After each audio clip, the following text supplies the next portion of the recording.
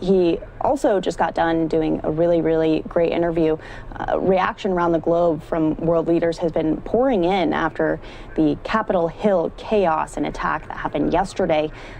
Our very own Andrew Kraft spoke with a former diplomat, Brett Bruen, on what our allies and adversaries are saying about that situation and the chaos that is continuing and changes that are happening day in and day out in Congress. So we'll play that out for you here on NewsNOW. By Brett Bruen. He is a former diplomat. We want to get his reaction and his reaction as well, internationally speaking, on what exactly transpired yesterday at the Capitol and in the Capitol itself. Brett, thank you so much for being with us. Great to join you. I was kind of wondering if you have talked to anyone, overseas in Europe, and gotten their reaction about what they think happened yesterday and what their reaction is to it. Well, I think a number of foreign leaders have expressed shock, both publicly and privately. I think there's just a lot of concern that the United States has reached a point where our divisions are breaking out into the open and shaking the very foundation of our democracy and our society. I mean, it was just unthinkable a few days ago that you could imagine violent protesters trying to seize control of one of the most constitutionally consequential places in our country. Yeah, we've seen today the morning newspapers, the front pages from around the world.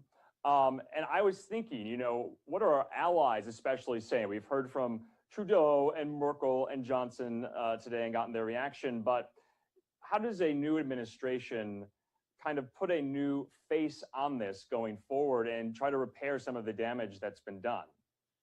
Well, I think the first thing to acknowledge, and it's a cold, harsh reality, is that we don't necessarily go back to where we were, either under President Obama or even prior to President George W. Bush. I mean, we have seen a steady erosion of U.S. influence abroad for the last 2 decades.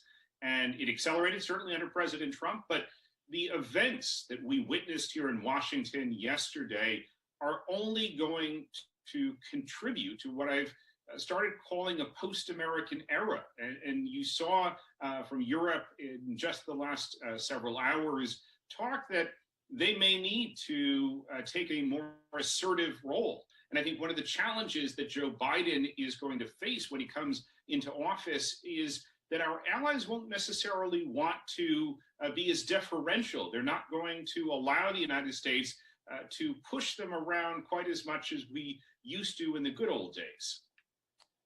And I'm kind of thinking right now at the moment as well, just, if America isn't there, who fills that void? Who do our allies have to go to, if we're not there, if we don't have their backs, and if they're looking at what's happening, what happened yesterday at the Capitol, and saying, are they a reliable partner at the moment?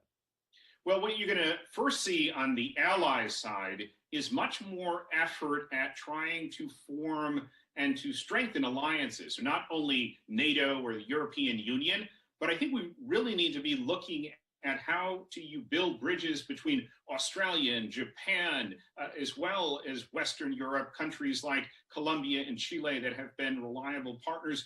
I've written about, I think we need a federation of freedom that can stand up to what are some of the emerging threats, certainly from China, Russia, but even the likes of Turkey and Saudi Arabia, Brazil and India starting to throw more weight around. And what we're going to unfortunately see in the coming years is just more friction, because the role of stability and security that the U.S. used to play is just not as effective as it once was. And I've heard a lot in recent days, that this has never happened here in the United States, and historically, we have kind of shown emerging nations, emerging democracies, how it's done. They've adopted many of the core tenets and basic foundations of the US Constitution for their own emerging nations. Will we have any leg to stand on after what we saw just yesterday? We lost an awful lot of credibility yesterday around the world. You saw the president of Zimbabwe come out and say, stop lecturing me, stop sanctioning me for undemocratic action. And that's just the beginning. I mean, we certainly, in the wake of Abu Ghraib and Guantanamo, faced a lot of calls that we were hypocritical on trying to push human rights on other countries. There is going to be a reverberation of what we saw play out both yesterday. I think also over the course of the last several years, we've seen some of our norms, our ideals, our political traditions cast aside in the name of political expediency or personal pursuit. And as a former diplomat, I know just how costly that becomes when I sit in a room across from a president or a minister and say, you have got to do this because the United States of America is asking, is expecting you to, and we are an example for you and others to follow. It's not going to be as easy for us to make that case anymore. And I think, unfortunately, Russia, China, they've been wanting for a while to say, look, the United States is not as much as they built themselves up to be.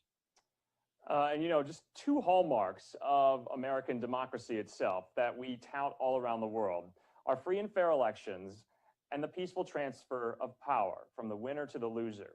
Those fundamental principles have just come under attack. So I'm going to repeat this again. How do we go forward now with those, historically, with the historic precedents, and tell other nations that, this is how it's done here in the United States when they just saw what they just saw? I think we're going to need the help of our friends. So while we may not have the same potency, our principles have lost some of their luster, we can work alongside, Canada and the UK, the likes of France, Germany, Japan, and together work at reestablishing some of those behaviors, best practices, because while we certainly have been sullied and our reputation has taken a hit in the last couple of days and certainly the last couple of years, I think we can work alongside partners who help both to lend us some of their credibility, some of their influence in these places. And as well, it's going to require something that we're not used to, which is a bit of humility. We are going to have to make an effort to listen more. We're going to have to compromise more. And I know these are terms that have not been quite popular in an America First world, but one has to ask right now at the end of 4 years of America First, where are we on the world stage? And I think we're pretty lonely and pretty isolated. Yeah, because you've heard some comparisons. We all know President Trump's negotiating style. It's the art of the deal. It's very transactional, and sometimes that doesn't translate well at all into diplomatic relations, into diplomatic negotiations. It's not just a the ends justify the means, tit for tat, quid pro quo. There's a lot more legwork that goes into it, into maintaining those relationships. But I wanted to ask as well, what do you think our enemies were doing yesterday, watching this all unfold? Do you think they just kind of kicked back, put their feet up, and just kind of, making a mockery of it and laughing at our faces? Well, more than just laughing and making a mockery of what we were doing, I think our allies, our adversaries, were looking to exploit and to magnify the effect of what was happening here. We know that countries like Russia and Iran, China, have big megaphones that they use to both overtly and covertly try and influence public perception around the world. So they were doing their darndest to ensure that the worst possible light of what transpired here was seen and believed around the world.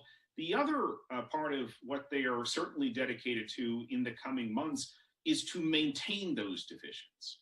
I think one of the encouraging parts of what happened in the wee hours of the morning today was you saw some effort, albeit halting and far too small, for parties and politicians to set aside some of the heated rhetoric and say, we actually have more in common than what divides us. And yet our adversaries are going to try and ensure that we stay at polar opposite ends of the political spectrum. So what can we do? We need to make efforts and inroads at finding common ground and having better communication. And just lastly, when all this was happening yesterday, we got news of those mass arrests of those pro-democracy protesters in Hong Kong. And it just kind of made me wonder, I paused and I thought, how after a day like yesterday, will we essentially stand up for a semi-autonomous territory like Hong Kong that is getting its, very, very few freedoms that it had to begin with, just obliterated as we speak? Well, I think it's illustrative of the fact that China, Saudi Arabia, Russia, and others are trying to take advantage of both the chaos in our country, as well as the moment in which the United States is so clearly struggling with its own internal challenges. And so I would not be surprised that, one, we see more of this in the next few weeks and months. Countries like China and Russia are going to want to test Joe Biden, see just how far he's going to go. He's got an awful lot on his plate, and I do not envy my former colleagues who are heading back into the administration and having to deal with just an enormous list of to-dos.